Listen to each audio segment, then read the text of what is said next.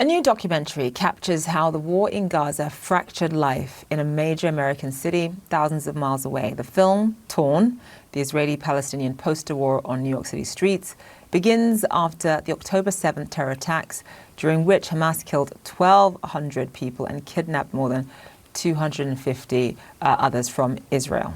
As some New Yorkers put up kidnapped posters featuring the hostages, others tore them down.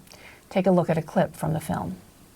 I think the kidnapped posters gave us something tangible and actionable. It was able to provide a sense of belonging, a sense of feeling like you're doing something.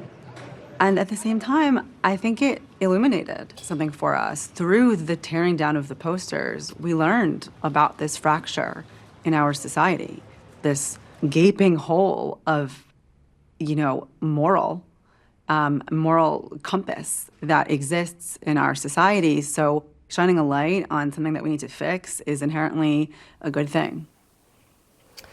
The film examines how that poster campaign ignited confrontations between pro-Israel and pro-Palestinian New Yorkers. Nim Shapira is the director and executive producer of that film. Also with us, Alana Zeitchik, an advocate who is featured in the documentary. Several of her family members were kidnapped on October 7th. I believe a few still remain in captivity in Gaza as we speak.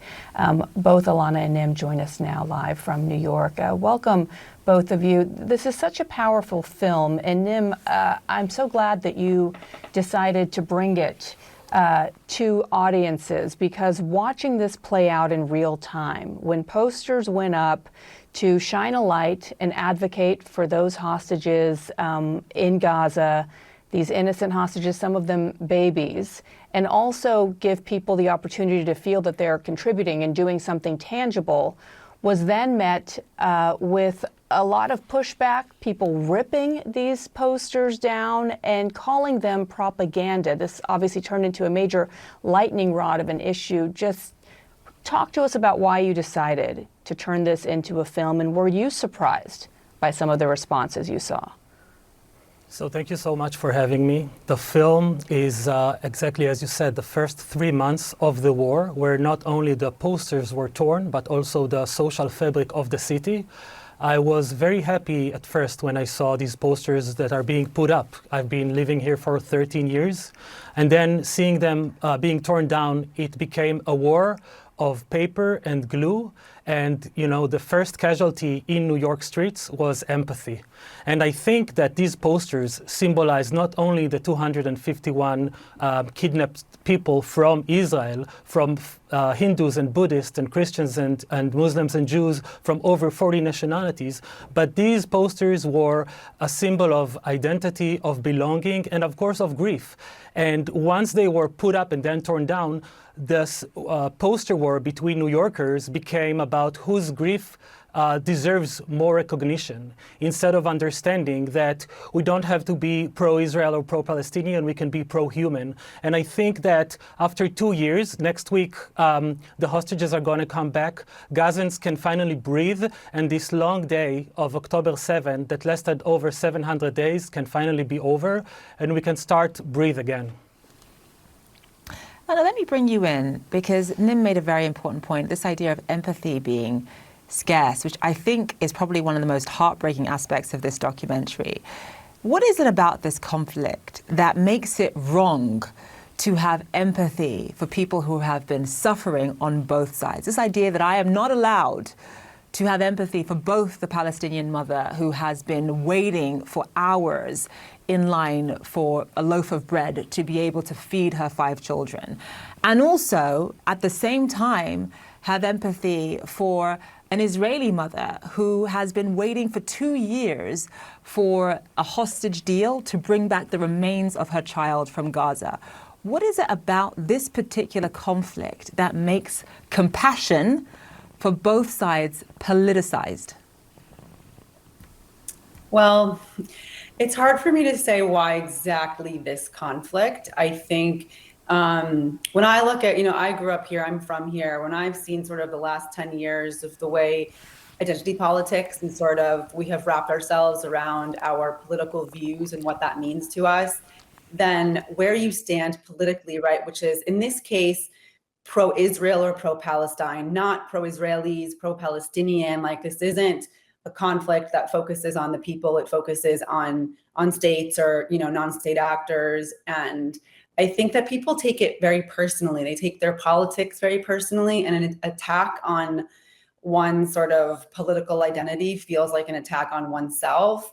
And I think that this conflict, for what it's worth, really shatters the binary. And a lot of people don't seem to be able to grasp that, or to sort of process and internalize that, and then open themselves up, because it is vulnerable to a degree to care about a lot of people and to care about both people. And I don't know that everyone has maybe the capacity for it. I mean, I think everyone does have the capacity for it, but I do think it's a challenging thing to do, even though it shouldn't be.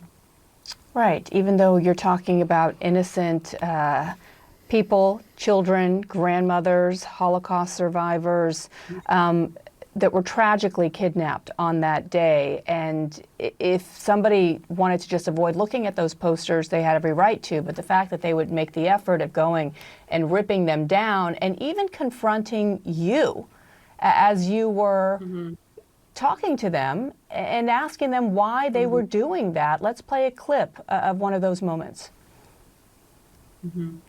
When I was putting up these posters, it would spark a lot of conversation. People cried to me and I cried to them on the middle of the street. And then also negative comments from people. This man came up to me and told me that if I really cared about, children, I would be putting up posters of Palestinian children. And then I said, this is my cousin's daughter. She is captive in Gaza. She's a hostage. And he told me that she looks like a white colonizer. So I believe that was your cousin, but I mean, this is something that you endured and saw firsthand as well. We're not made for these types of moments, and you really get a reality check in terms of how you respond in real time. And you responded by speaking out, and just talk to us about how that's felt as you're speaking out and also advocating for humanity and your family to come home. Yeah.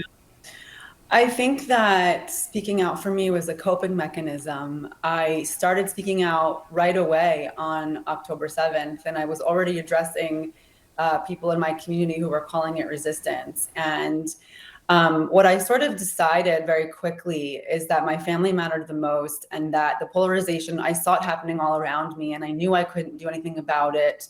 I couldn't stop the people tearing down the posters, but I could use my voice to speak up for my family, to try and bring people together best I can, and really be as compassionate as I have the capacity to be, which I think is pretty great. And I had to bring them home. I mean, I've been advocating for 2 years. And on Monday, when the hostages come home finally, the last ones, that will mark exactly 2 years from the first day I spoke at the UN. And it is surreal. It is very surreal. But I think that my voice is my strength. It's free. And so I had to use it. Yeah, that is such a powerful thing, that almost 2 years to the day since the start of this war, we are going to see all of the hostages returned. Let me ask you the final question, Nim. I think one of the things that surprised me the most about this documentary is that, New York City, and this is the reason why I even moved here, New York City is probably, I would imagine, the most diverse city on the planet. I mean, you literally have everybody here. Black people, white people, Asian Americans, Latinos, Jewish people, Arabs, everybody. And that's what makes the city so beautiful. So if this happens here in New York City, which is supposed to be the most tolerant place in our world, what does that tell you about where we are as a society when it comes to this war? That's a great question, and the film really asks, why is empathy a limited resource? I don't think we can ever understand what Alana is going through, having so many of her family members kidnapped, or other characters or other subjects in the film, but we can step outside of our own shoes and try to understand the other. And the film does exactly just that. It asks more questions than it gives answers. We want, the film talks about disagreement without dehumanization, and can multiple things be true at the same time. And I think that after 2 years of New Yorkers, some with skin in the game, some without skin in the game, shouting and screaming and arguing, I think the most radical thing to do right now is listen, and that's what I'm trying to do with the film. And Alana, listening and so much healing is ahead of us, and I am thinking of you and all of the family members of those who will finally be reunited with their loved ones. I know that your cousin's husband and his brother are on this list to come home. Of course, we're thinking of those who will not be reunited with living family members as well, but will at least have some closure. And let's all focus on bringing the humanity back. You do that so beautifully in this film. Nim Shapira, Alana Zeitchik, thank you both for joining us. Thank you so both much. so much. Thank you. And just a reminder,